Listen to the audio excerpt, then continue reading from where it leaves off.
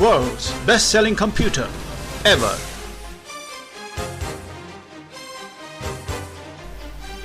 In the US, came in this box. You can see the front and the back.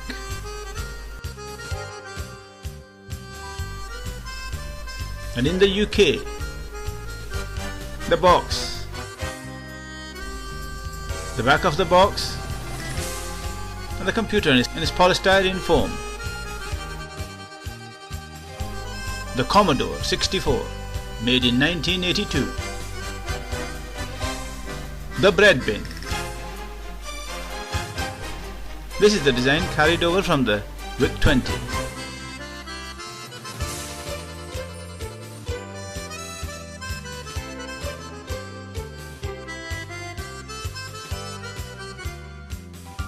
And the 6510 CPU, which made it all possible. All the components fitted onto one board.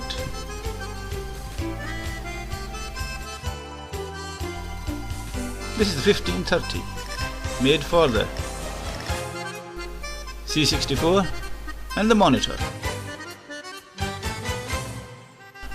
with its inputs at the front and at the back. An early Commodore printer for the C64, the MPS-801, and games, Pac-Man, on tape, disc and cartridge. And the disk drive, which took 5¼ discs. The Commodore could also use 3½ discs, which played in this 1581. The various modems and controllers.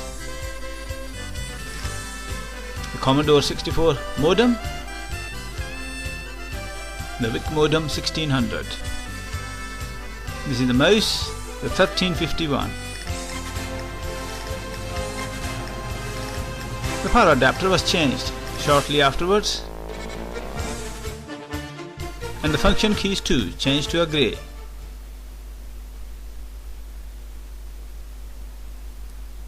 I adore my 64, a Commodore 64. I cook with it, steam with it. And you can see the computer system set up here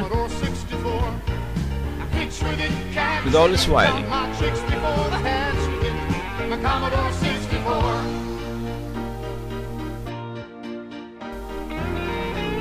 And to the side, we have plugged in a joystick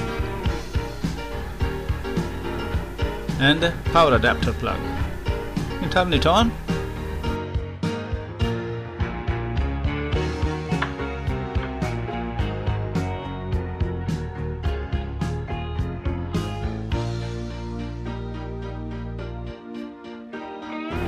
These were the early function keys. They were light brown.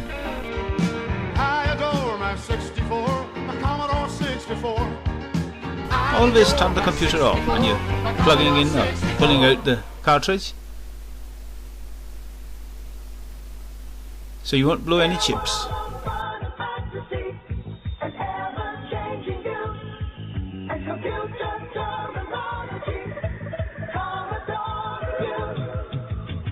This is the dataset recorder.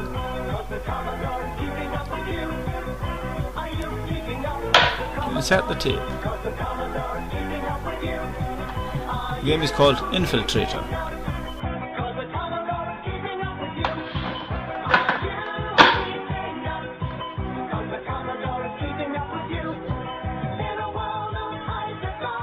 The cartridges are simply plug and play.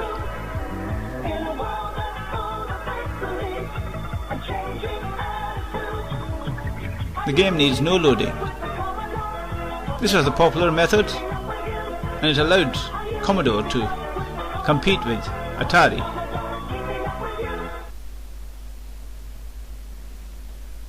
The box for the cassette game. The sets were far cheaper and attracted many.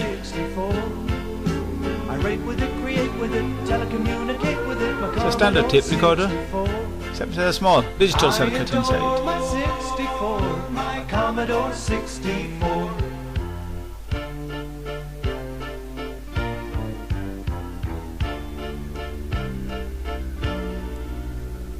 See the keyboard? These are the games on disc.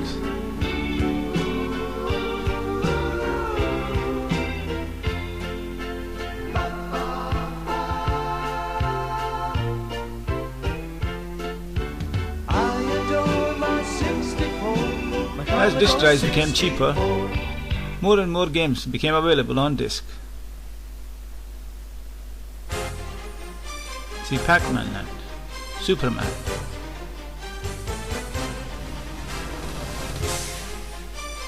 This is the Pac-Man manual and disc.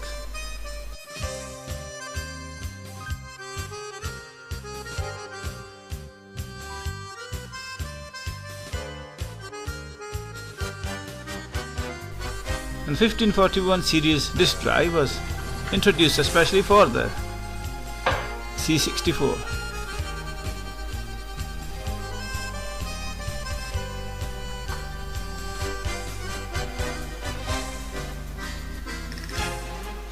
See how to place the disc. Simply open the lock lever, place the disc and close lever.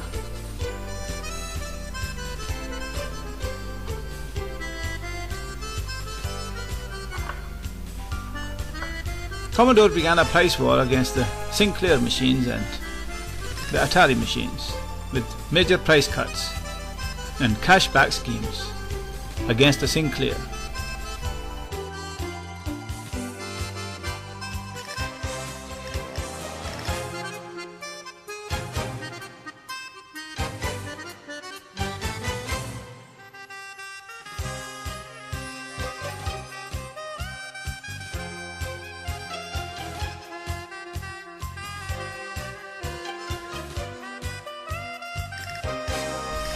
You can see the two joystick ports.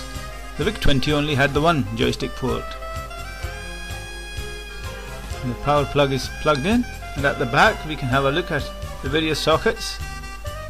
This is the cartridge port, which is just a plug-in slot for the cartridges.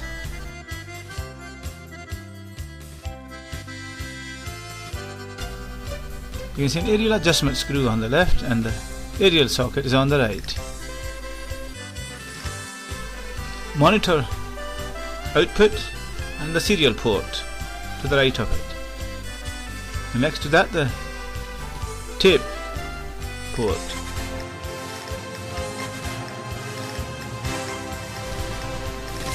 And the VIC modem port.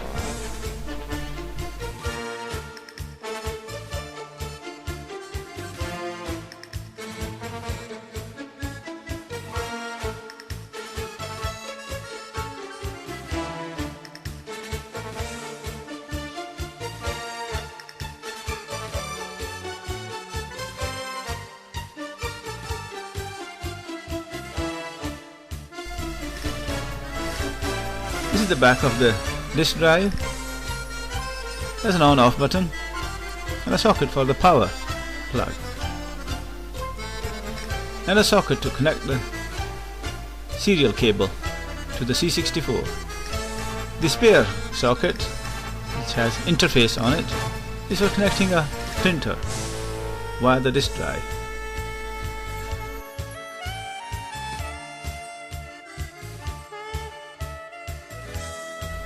It's a powerful machine.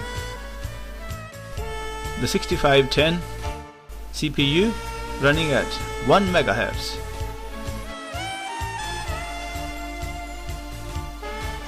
The VIC-2 also had a chance of burning out, because it ran at around 17 MHz. Something unimaginable at the time.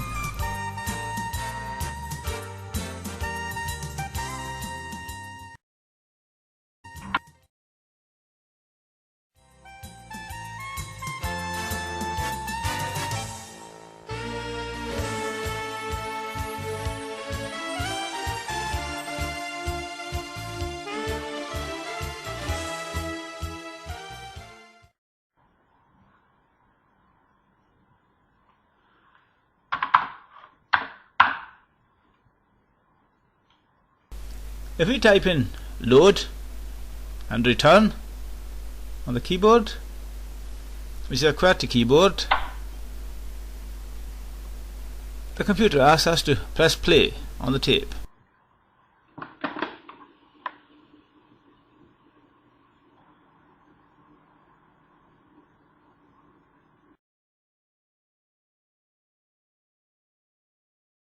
And when we do so, the game starts loading onto the computer.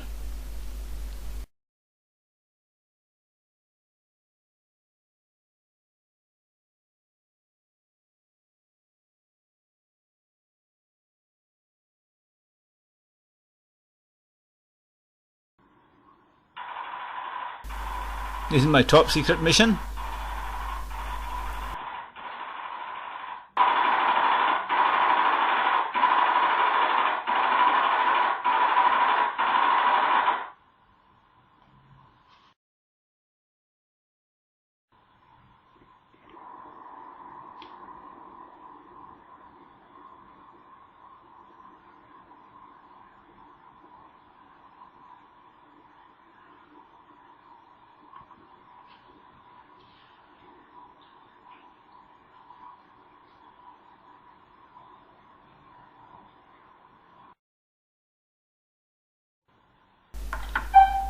And we're in a helicopter, leaving our base to fly into enemy territory. Don't we always?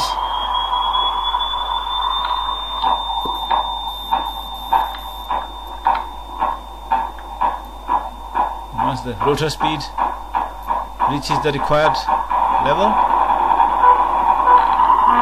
we can take off.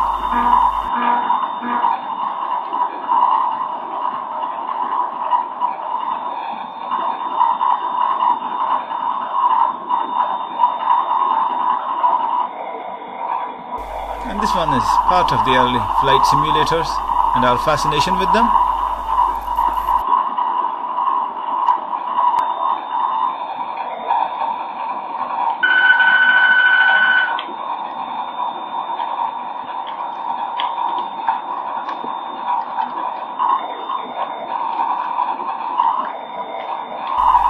And before long, we're under attack.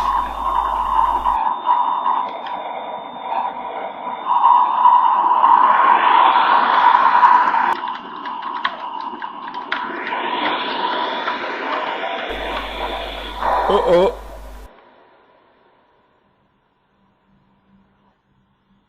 Another life.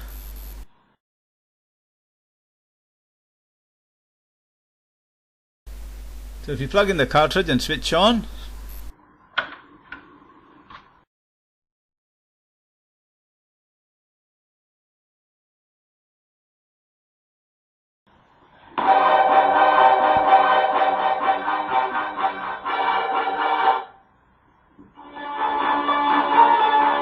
Robocop 2, a Hollywood blockbuster.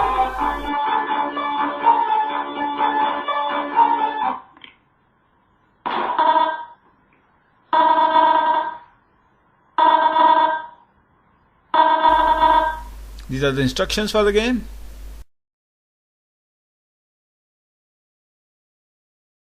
You just have to pull out the gun and shoot.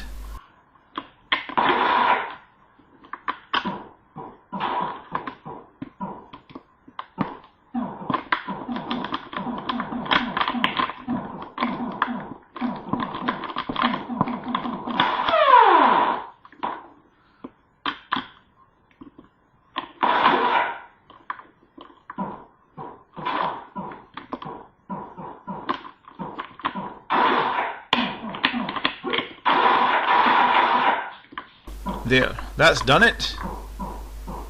It's on with the mission.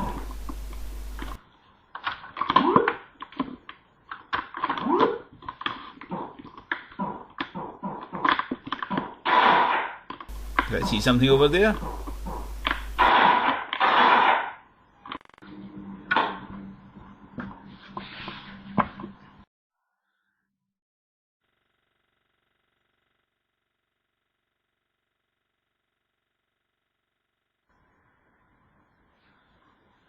Switch on computer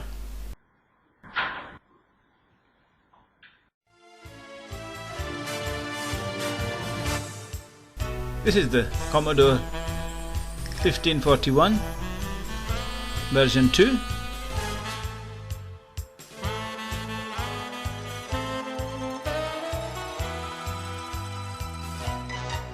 I've plugged it in.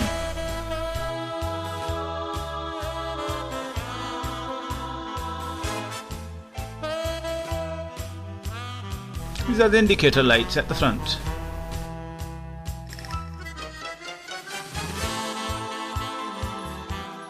If I switch it on,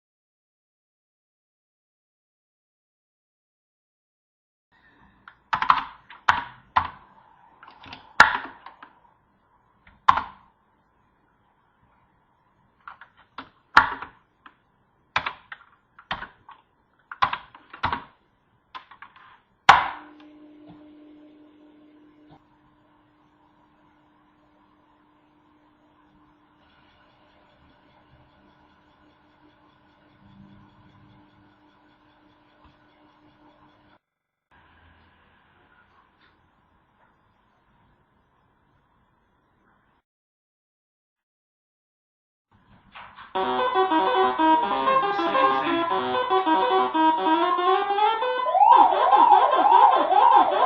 Pac-Man game was licensed by Atari in 1982 when it saw that arcade games were losing ground to home computers.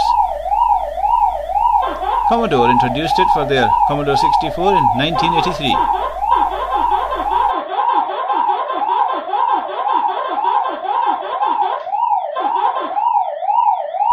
The VIC-20 chip,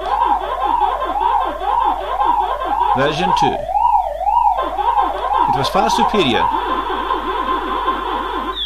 allowed for sprites to be used. This was the method of controlling moving objects on a separate plane. The complete objects were moved around the screen on top of whatever was the background underneath, and there was a quicker response to animations and movement, whether you use joysticks or other forms of controllers.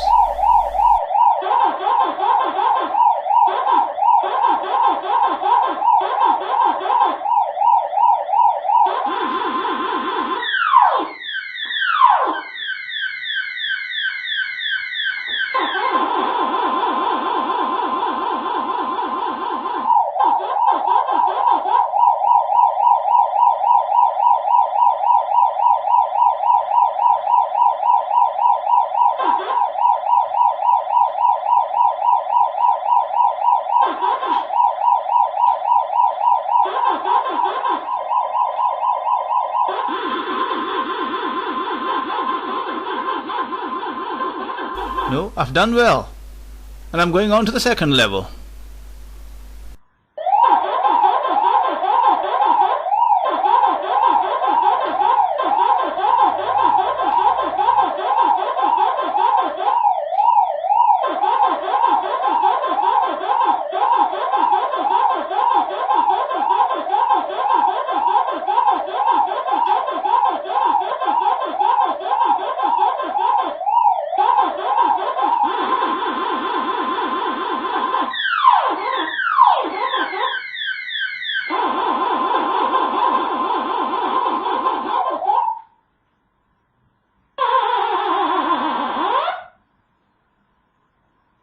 Another life.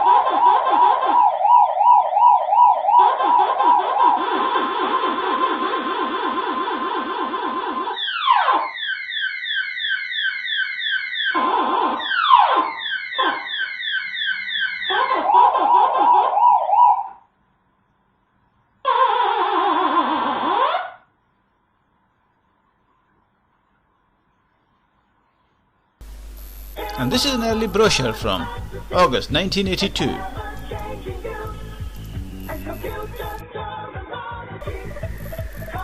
This is one from 1983. The computer even featured in various TV shows and in the movies. This is from Airwolf. A new design of casing was introduced in 1986. The computer's model number was the version 2 C64C. And the gaming device, the game set. No keyboard. Made for gaming. This is the schematic diagram for the C64. And if you have a look inside, open the case and you see the keyboard on top and the main board at the bottom. This is the center main chips. And look at the VIC-2 chip on the right hand side. It will be either the 6567 or the 6569. And these are the inputs and outputs of the pins. And the SID chip, the sound interface device. 6581. And the CPU, the MOS 6510. On the left hand side of the main board, you can see the input-output interface, which controls the joysticks and the devices. And there are other ROMs and RAMs. This is the power supply unit.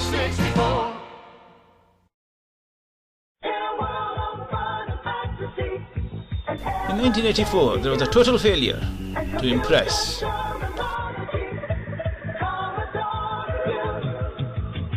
And in 1985, another try with the C128, which was partly successful. And in 1987, the Amiga was introduced, the Amiga 500. And disappointingly, the Commodore Babbitt.